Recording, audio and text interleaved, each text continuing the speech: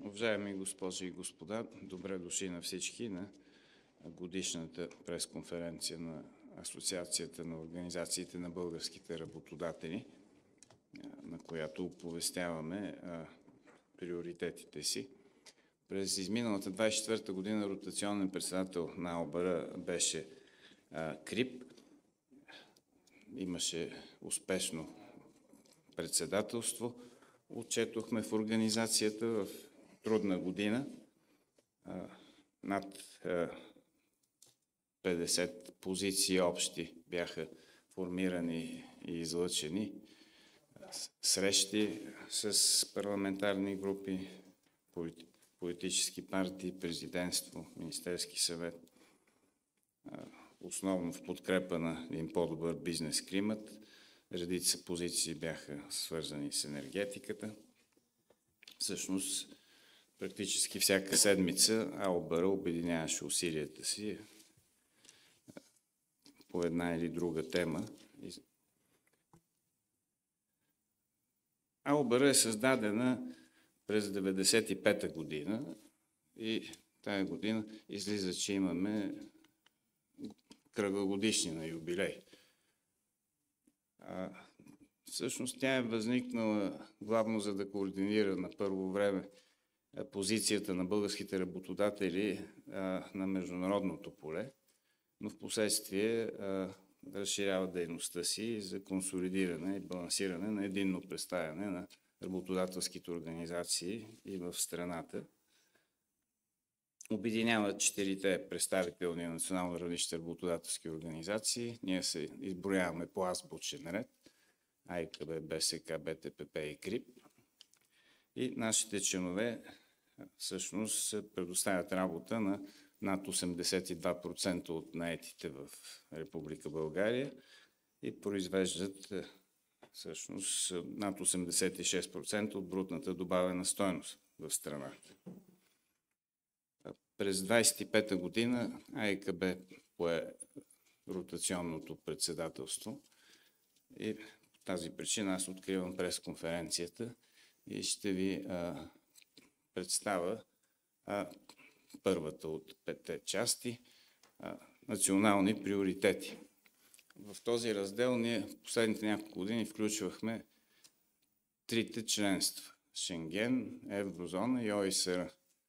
Тази година малко сме разширили приоритетите пред скоби, а това значи, че когато някой от тези приоритети противоречи на друг, трябва да отдадем по-голямо внимание на тези пред скоби.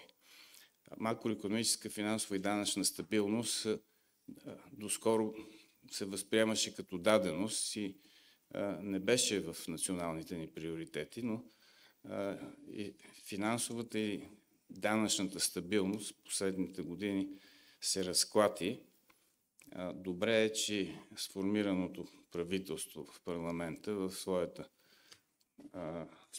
своето споразумение за управление също има такъв приоритет – данъчна стабилност, възстановяване на макроекономическата и финансова стабилност.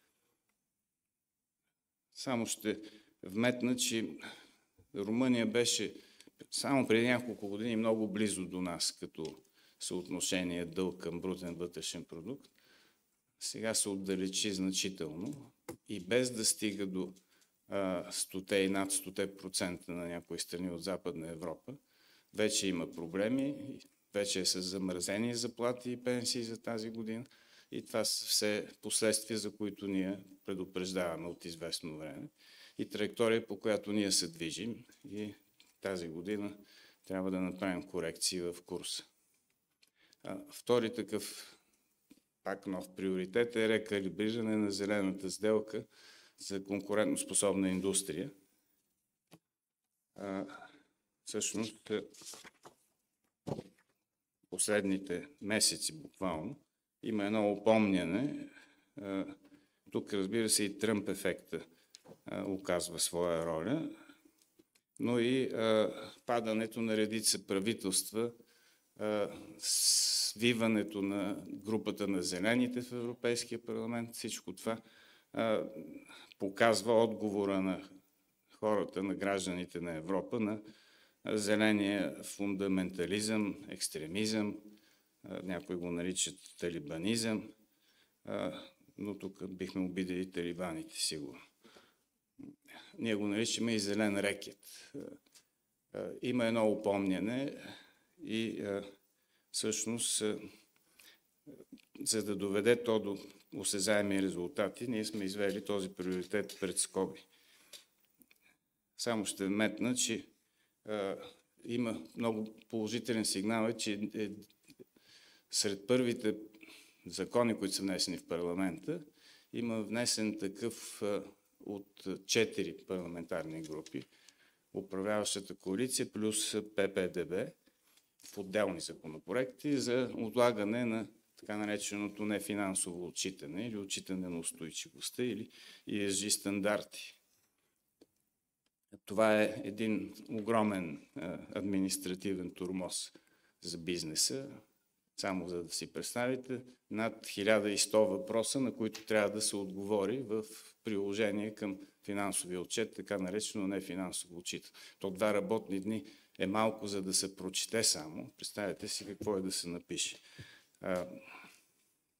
Приоритет еврозоната остава. Надяваме се да няма повече отлагания от 1 януари 2026 година България да е пълноправен член на еврозоната. И нов средносрочен приоритет, който извеждаме пред скоби, е образованието. В 2 странички наши приоритети 9 пъти се споменава думата образование. Тук имате 3, но има още 6. За жалост в споразумението за управление е споменато само веднъж и то при изброяване. Надяваме се, че при формирането на програмата за управление на новия кабинет образованието ще бъде изведено като първи приоритет, защото състоянието е плачевно на резултатите от образованието. Половината деца не завършват средно образование. Тези, които са в 9-ти клас, все още при тестовете, половината от тях са двойкачи. Показват слаб резултат и по математика, и по природни науки, и по писане и четене. Следващата глава е бизнес среда. Моля господин Добрин Митрев, председател на Българска стопанска камера, да ви запознае с приоритетите тук. Добър ден и от мен. Добри Митрев се казвам. Господин Велев ми даде някакви други имена, да. Ще очакваме една риза от него. Добър ден. Разбира се, че сред приоритетите ни и за тази година основните са насочени в няколко раздела, един от които е бизнес среда и икономика. Не е много приятно да споделя, че няма голяма промяна в приоритетите ни, сравнени с тези в предходната година, защото и миналата година, както и през последните 4, за съжаление, не посмяхме, т.е. не успяхме, не посмяхме да помръднем и крачка напред по тези теми. Те са изключително важни. Първата, разбира се, и основната, на която ние изключително много настояваме, е запазване на данъчния модел в България и намаляване на дела на БВП при разпределянето на бюджетните средства. Защо настояваме за тези 2 основни неща? На първо място, защото данъчният модел в България показа, че едно от малките конкурентни предимства, които България има сред партньорите си в Европейския съюз. Събираемостта на данъците в България е изключително висока. Имаме преизпълнение на приходите в държавния бюджет и от данъци, и от осигуровки, което показва, че и гражданите, и бизнесът на практика са издължили към българската хазна, че Националната агенция за приходите успява да събира тези приходи, защото не е достатъчно да има просто приходи, важно е те да бъдат събрани, за да може държавата след това през бюджета да ги разходва. По отношение на дела на БВП виждате, че с този проект на закон за държавния бюджет за 2025 година, който беше внесен в Народното събрание, всъщност имаше една много сериозна заплаха, голяма част от ресурса на хората и на икономическите оператори да бъде иззет и да бъде раздаван по неясни принципи и критерии от изпълнителната власт. Нещо, с което ние категорично не можем да се съгласим. Настояваме за рязко намаляване на административната и регулаторната тежест, особено по отношение на малките и средните предприятия. Европа в последното десетилетие се превърна в генератор на идеи за свръхбюрокрация и регулиране на всички обществени отношения, а пък ние в България, за да покажем колко сме изпълнителни, добавихме допълнително стойност върху тази бюрокрация и създадохме над 900 регулаторни режима в България. Разбирате, че както и с нефинансовото отчитане, това не просто затруднява бизнеса, това спира дори някои бизнеси. Напред си извода за едно малко предприятие, в което работят, или микропредприятие, 2-3 човека, едно семейство, с една пекарна, на колко изисквания трябва да отговаря, на колко врати на институции трябва да чука, колко контролни органи го проверяват. И вместо те да мислят как да изкарват хляба си, как да се развиват, как да създават работни места, как да увеличават доходите на хората, които работят за тях, огромна част от тяхното време трябва да буквално да се убива в административни процедури. Насърчава на инвестициите в производствения сектор. Нещо изключително важно. В производството са и новите технологии, в производството са иновациите, в производството се създава добавената стойност. Затова това е изключително важно държавата през механизмите, които има и по линия на европейските проекти, и по линия на национално финансиране, трябва да обърне много по-сериозно внимание на насърчаване на инвестициите именно в производствения сектор. Отново се връщаме, за съжаление, на темата за таксите и въвеждането на разходно-покривния принцип. Нищо последните години не се направи по тази тема. Нещо повече, за поредна година беше отложено прилагането на принципа замърсителят плаща по отношение на таксата за битови отпадъци. За пореден път ще припомним и на държавните институции, и на общинските власти, че България няма да бъде чиста, България няма да бъде подредена, докато определяме такса битови отпадъци на база данъчната или отчетната стойност на предприятията. Те нямат абсолютно никаква връзка с формирането на битовите отпадъци. Промяната на районирането в България на ниво НУТС-2. Нещо също изключително важно. Вие знаете, че целият югозападен регион на практика страда от липса на достатъчно финансиране, особено по линия на средствата от Европейския съюз, защото е в един район заедно с столицата. Столицата, която всъщност показателите, сравнено с средноевропейските, вече са доста близо, но пък това не важи за района на област Благоевград, на област Кюстендил, на област Перник. Няма какво да коментираме и северо-западната част на страната, така че това също е много важно. Електронното управление. Макар че започнаха да се правят определени стъпки в посока за въвеждане на електронно управление, намаляване на кореспонденцията писмена с държавните институции, ние настояваме електронното управление да бъде въведено в всички български институции, не само държавни, но и общински такива, за да можем един път да спестим време, втори път да спестим, как да кажа, неприятни разговори с представители на администрацията, особено когато става въпрос за така наречения корупционен натиск. И ако това нещо действително ускорим неговото въвеждане, ще ни помогне и много повече инвестиции, вътрешни и чуждестранни, да има в страната ни. По отношение на бюджета. За поредна година миналата виждаме един проект на бюджет, в който на практика се казва само трябва да съберем едни пари от вас, данъкоплатците. Тук не става въпрос само за юридическите лица, тук става въпрос и за българските граждани.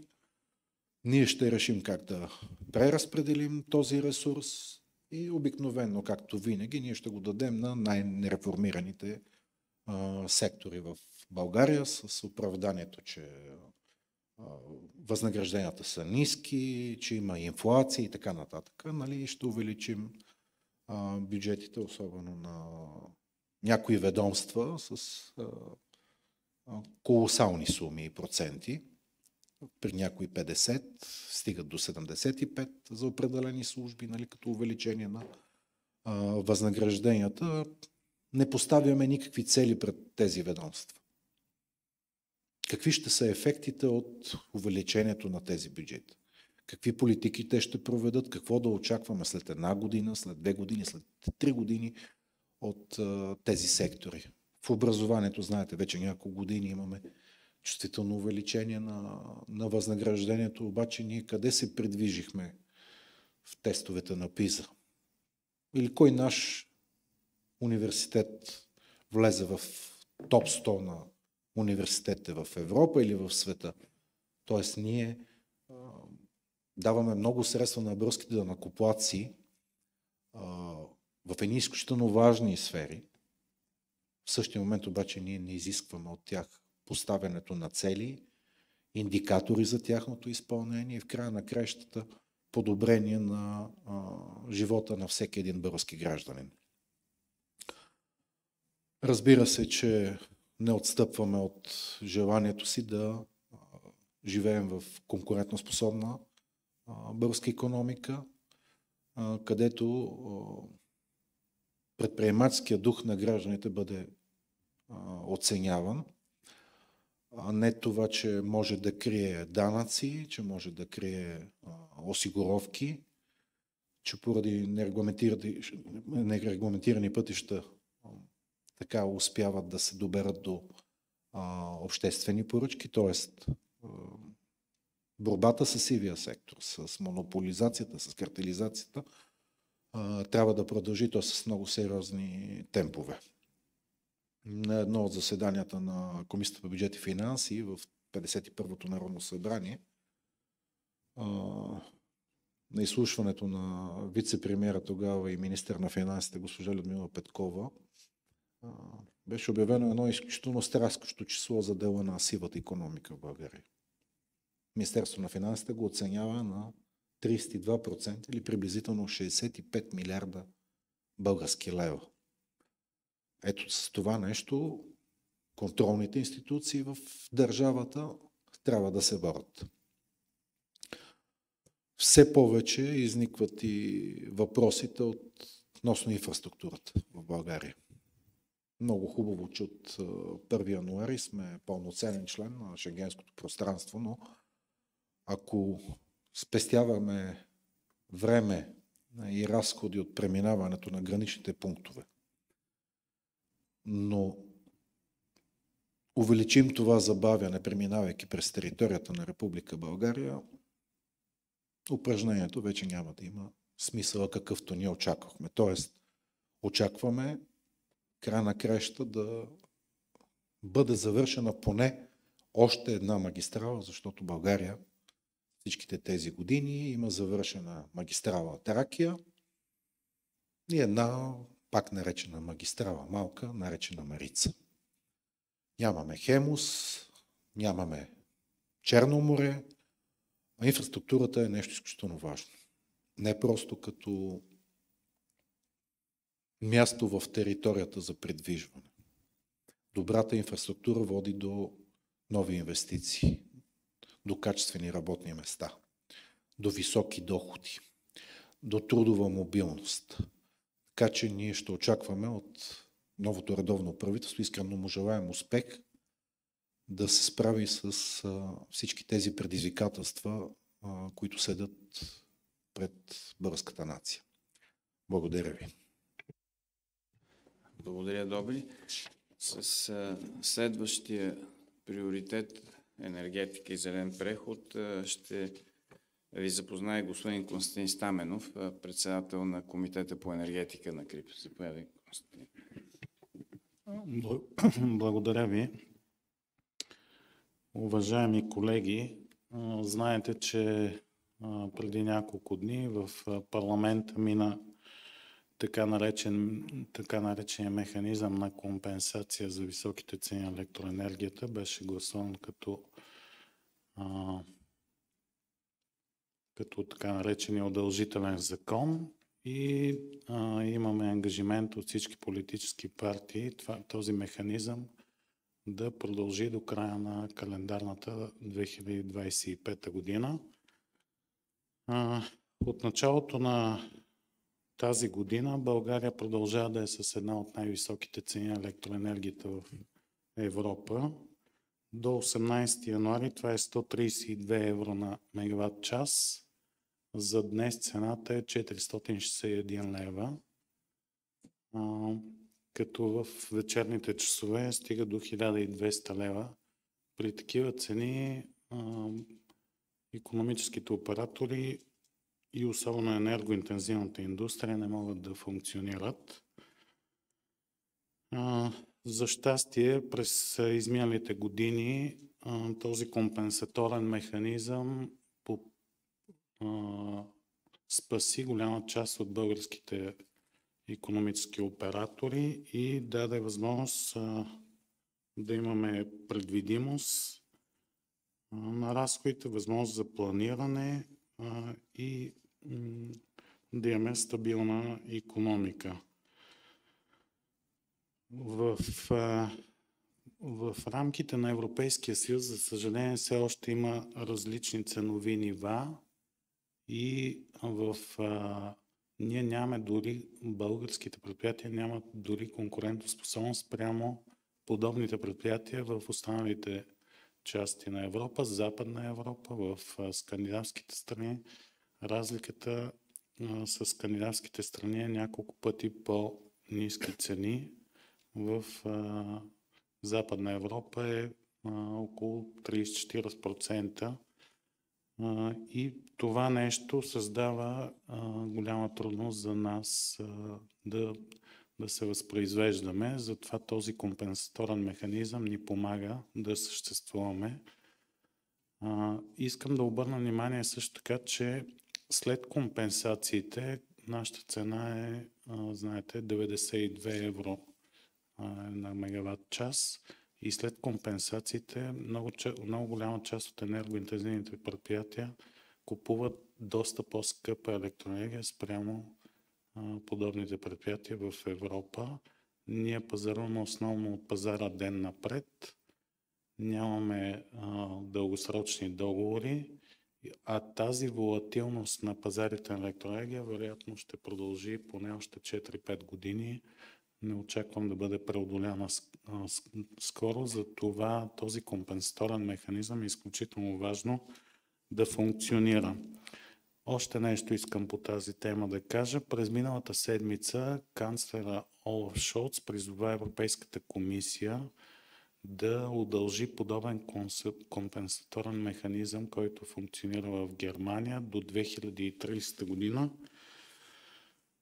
А премиера на Гърция, господин Мицотакис, пък написа писмо пак през миналата седмица до Урсула фон дер Лайен, до председател на Европейската комисия, с призив да въведат повече компенсаторни механизми, за да може да функционира нормално икономиката. Знаете също така да ви напомня, че в нашия регион на Централна и Източна Европа цените остават поради различни фактори, значително по-високи от Западна Европа и, както казах, в пъти по-високи от скандинавските страни. Другата тема, другото нещо, което искам да засегна е това, което казах преди малко. В България не е създаден механизъм за закупуване на електроенергия по дългосрочни договори. Към какъвто механизъм би трябвало да има възможност енергоинтензивните предприятия, които разходите за енергия стигат са от 20-25%, в някои предприятия стигат до 60% и ние трябва да имаме такъв механизъм, за да може да закупуваме електроенергия по дългосрочни договори на пазара на електроенергия. Ще ви дам и друг пример. В Италия бе създаден такъв механизъм и там предприятията имат възможност да закупуват електроенергия на цена от 60 евро на мегаватт час. Разбира се, тези 3 годишни договори са срещу ангажимент на тези предприятия, които закупат така електроенергия, да инвестират в възобновяеми източници и да върнат тази електроенергия в мегаватт часи през следващите примерно 20 години. Подобно нещо, подобни цени има също има така наречения арен механизъм във Франция, където голяма част от икономическите оператори над 100 тераватт часа годишно се продават на 47 евро на мегаватт час. В Гърция предприятия, подобни на нашите енергоинтензивни, закупуват електроенергия на 48 евро на мегаватт час, така че наистина трябва да се търсят такива механизми, разбира се, срещу ангажименти на енергоинтензивните предприятия за инвестиции в нашата икономика, да действат.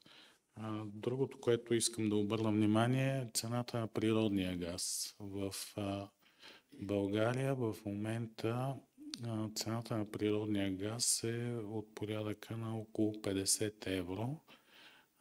Подобни нива са и в Европа, но нашите конкуренти закупуват примерно в Съединените щати, в Китай, в Турция има много по-конкурентни цени и това създава голям проблем пред нашите предприятия. Защо го казвам? Защото голяма част от нашите предприятия работят за износ и 80% от нашата продукция се реализира на международните пазари, така че цената на енергоносителите е изключително важна за нас. Така, по зелената сделка тук споменаха колегите. Между другото, тези приоритети, които казвам, от години са в сектора енергетика, не са се изменили. Ние настояваме изграждане на нови производствени мощности в областта на електропроизводството да става само на пазарен принцип. Да, наистина, примерно изграждане на на нови блокове в Козлодуй изисква огромни инвестиции. Ако някой ден се реализира хидроенергиен комплекс на река Дунава, също ще са огромни инвестиции, но пък това са инвестиции в стабилността на нашата енергетика и те са изключително важни, защото, както казах преди малко, волатилността на тези пазари ще продължи и ще имаме нужда не само от слънчева и вятърна енергия, която е около 2000 часа годишно. Ще имаме нужда и от други мощности, които, пак обръщам внимание, трябва да бъдат изградени на пазарен принцип. Също бих искал да отбележа повишаване на ефективността на държавните предприятия в сектор енергетика. Ето, давам пример с въглищните централи, които в момента ни спасяват, но те могат да ни спасяват на цена над 300 лева на мегаватт час, защото трябва да закупуват квоти емисии и това нещо се осъществява държавните електроцентрали, които би следвало да имат също така оптимизация, за да могат да намалят своята себестойност и да ни спасяват на по-конкурентни ценови равнища.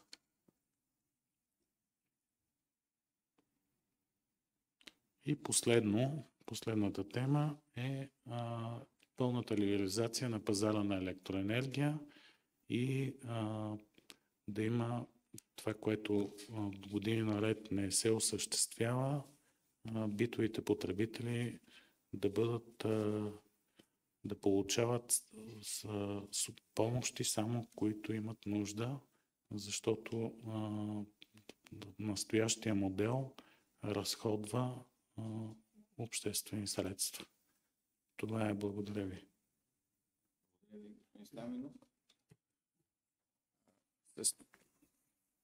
Раздел образование и пазар на труда ще ви запознае господин Цветан Симеонов, председател на Българска търговско-промишлена палата. Добър ден на всички. Важно е да се знаят приоритетите на асоциацията. В някои сфери, за съжаление, те не са се променили съществено. Такава е и сферата на образованието и пазара на труда. Не са много по-различни от предишните години тези приоритети, а и колегите ме улесниха в някои елементи на нашите приоритети. За това ще бъда фокусиран. Първото и най-важно ориентиране и на средното и на висшето образование към потреблението на пазара на труда. От години има формално запитване към представителните организации на бизнеса за тяхните нужди, но предложенията, които се дават, не винаги се възприемат, а и недостатъците на системата на българското образование, особено във висшето, е не в краткосрочните мерки, а в дългосрочните и принципните подходи. Принципа парите следват ученика, респективно студента, са добри, но те са приложени по съвсем така, бих казал, логически от гледна точка на пазарната икономика начин. Не е достатъчно някой да бъде приет, даже в обучение в висше училище или университет. Не е достатъчно даже той да завърши, а най-важната и крайна цел е той да намери работа и реализация, и то по специалността си. В този смисъл, ако се направи един такъв преглед, ясно излиза, че първо се учат специалности, към които няма интерес. Второ, се завършили висше образование и осребрени парите, да кажем, за това от бюджета, тези хора или не работят по специалността, или, което е най-тревожното, има го по-надолу в приоритетите, не работят активно, даже не търсят активно работа. Към този първи приоритет сме предложили задължително въвеждане на матура по математика. Причините са много, но най-важните са, че българите показват добри качества в математическата сфера, че България е един от приоритетните сектори, в които се представя сравнително добре, е дигиталния сектор. Разбира се, тук е място да кажа, че съзнаваме ролята на изкуствения интелект, но все още е рано, защото не са започнали всички страни да прилагат такива приоритети, да работят приоритетно по това. Не виждаме и средства в бюджета предназначени. Затова, вероятно, този приоритет, след по-задълбочено проучване на неговите перспективи, също ще влезе, не че не го съзнаваме, а ще влезе в приоритетите на Албара. Успоредно върви това, че въпреки добрите, какво да кажем, стимули в кавички в публичния сектор, в образованието, те са сред най-търсените професии на пазара на труда, което показва, че парите само с увеличаване на средствата, на заплатите в тия сектори, прогрес няма да има съществен. По-скоро трябва да се работи за целенасочено насочване на усилията в подобряване качеството на образованието и подобряване на перспективите пред публичния сектор. Знаете, че неколкократно бяха повишени заплатите и в публичния сектор, и в образованието през предишните години. Резултата от преди 2 години, нека да кажем 3, беше 40% от външното оценяване, 40% функционално неграмотни след матурите. След тия повишения на заплатите, миналата година се отчете 50% функционална неграмотност, което е следващото доказателство, че само с повишаване на заплатите няма да се случат нещата. Колега спомена, най-важното не само за сектора на образованието, не само за публичния сектор, въобще за ефективното използване на средствата на бюджета с увеличение на заплатите е поставянето на цели пред всеки един сектор на образованието и постигането на тези, обвързването на тези цели с повишаването на заплати. Без това няма да има прогрес и напредък. Има един голям недостатък, не сме го представили изрично, но това е все още липсващата възможност за ангажиране на частни средства, имам предвид на предприятията, чрез осигуряване на правни възможности за задължителна работа няколко години след завършване на висшето образование в съответното предприятие, което е, какво да кажем, предназначило средства, пожертвало е средства, които може да използва за други цели, за това да осигури по-добро образование на съответните лица, но трябва да има някаква възвръщаемост на тия средства и най-добрият начин е, ако те имат ангажимент да поработят известно време в съответното предприятие. Няма начин, не са устойчиви правните основи за това нещо. Вноса на работна ръка няма да влизаме в детайли, има известно подобрение, но знаете, миналата година имаше просто ужасни отклонения от тези намерения. Имаше български посолства, които още в началото на годината им бяха запълнени местата за интервюта, за работа, за даване на работни визи за България. Има някакъв напредък, но той е недостатъчен. При наши разговори на Търговската палата с Министерство на външните работи, грубата оценка показа, че 1,5 милиона лева са достатъчни за да се увеличи. Това е най-лесната мярка, която може да облегчи увеличаването броя и експертността на консулските отдели в България.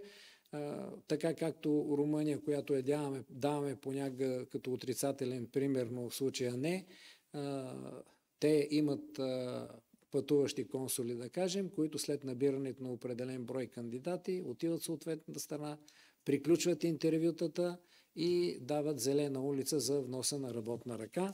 Това надяваме се да се случи и при нас. Обучението, синхронизиране с темата за обучение на възрастни с политиките на двете министерства. Надяваме се сега с формиране на трайно правителство, надяваме се тези две министерства, Министерство на труда и социалната политика и Министерство на образованието и науката, да заработят в по-добър синхрон. За това могат да се използват така наречените индивидуални обучителни сметки, за да има яснота по отношение на за кой, колко средства са похарчени за неговото обучение и какъв е резултата за заетостта.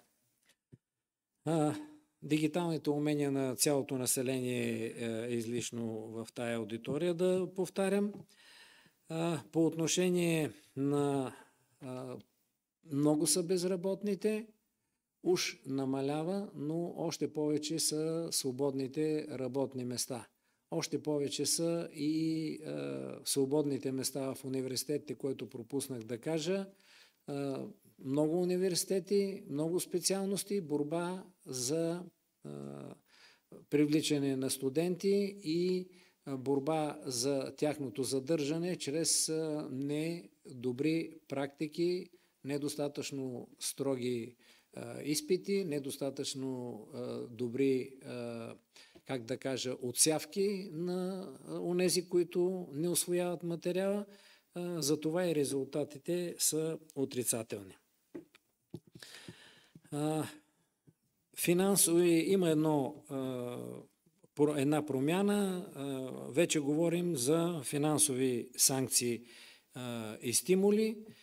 Така ще бъде, ако средствата предназначени, да вземем за пример висшето образование, се разделят условно казано на 3.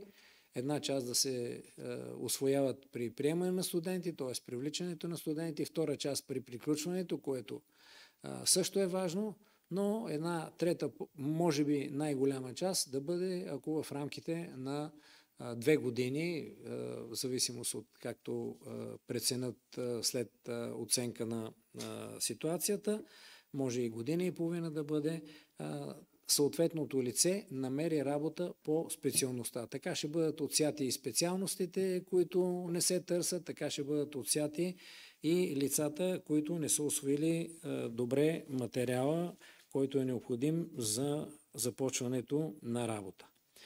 Накрая, но не на последно място, искаме да се положат допълнителни усилия, да се продължат усилията, защото бяха направени такива, има известни успехи, за осигуряване на достатъчно услуги за отглеждане на деца.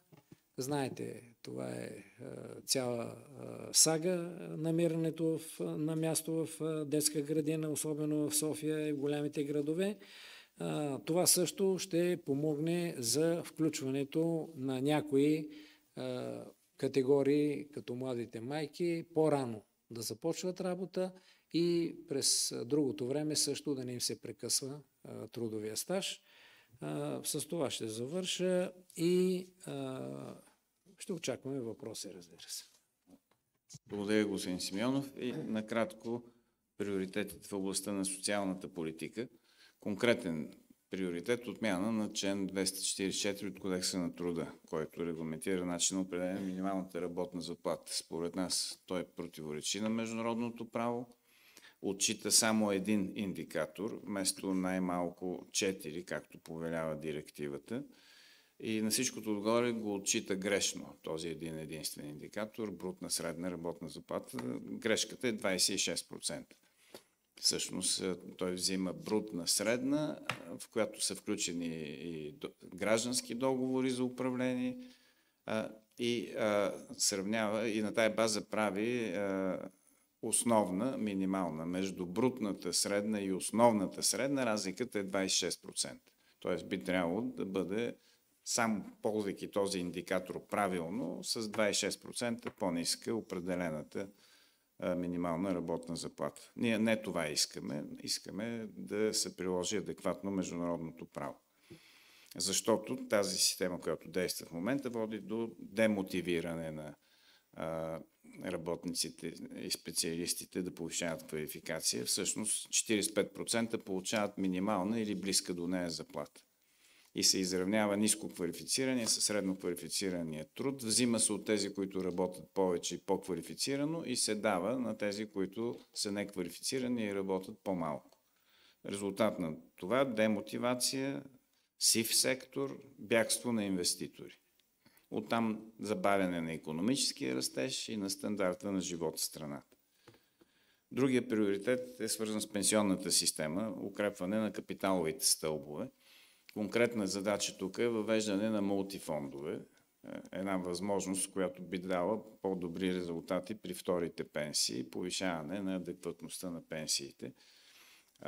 Така се практикува по света, така е в ОИСР, оттам имаме и тези препоръки да се въведат поне 3 варианта на консервативен, балансиран, динамичен фонд. Динамичен при по-млада възраст, там е по-голяма доходността, но съответно и риска е по-голям, но в дългосрочен план всъщност този риск не е голям. Преди пенсиониране, съответно да е консервативен, където доходността пада, но пък няма риск. И другата задача в този подраздел е коефициента на редукция на втората пенсия да бъде справедлив. В момента той е 2 пъти по-голям, отколкото трябва, защото не отчита приноса на хората към данъчния стълб в пенсионната система. Там освен осигуровки, 40-45% последните години са приходи от данъци на същите тези хора, на които обаче не им се отчита този принос и им се редуцира втората пенсия 2 пъти повече. Минималната пенсия е неадекватна също така. Това е причината от 2 милиона пенсионери, над 800 хиляди да получават минимална пенсия. Тоест губи се връзката между осигурителен принос и получавана пенсия, което пък е причина за избояване на сивата икономика, защото хората си казват, защо да се осигуряваме на реални приходи, доходи, като най-накрая ще получаваме всички еднаква, а именно минимална пенсия. Третия подприоритет е свързан с социалните помощи, по-доброто им таргетиране, не раздаване на калпак, а раздаване на тези, които са в най-затруднено положение, като се отчита не само доходите им, но и имуществото, което разполагат. И съответно, тук може би е добре да припомним и факта, че близо 500 000 са неучещите и неработещите в нашата страна, които отказват работа, не се и учат, чакат на държавата или на родителите. Съответно, те нека да получават помощи, когато полагат труд или когато започнат образование, съответно за тяхните родители помощи. И относно здравната реформа, съотношението средно в Европа на болнична помощ към пари за превенция е 3:3. В България е 3:1. Тоест 3 пъти е сбъркано съотношението. Ние не се грижим за това хората да не се разболяват, а изсипваме много пари, след като са се разболяли, да ги лекуваме. По подобен начин стои пропорцията с лекарствата и превенцията. Това е много важна реформа, която следва да бъде проведена. С това ние представихме накратко приоритетите. Имате думата за въпроси, колеги.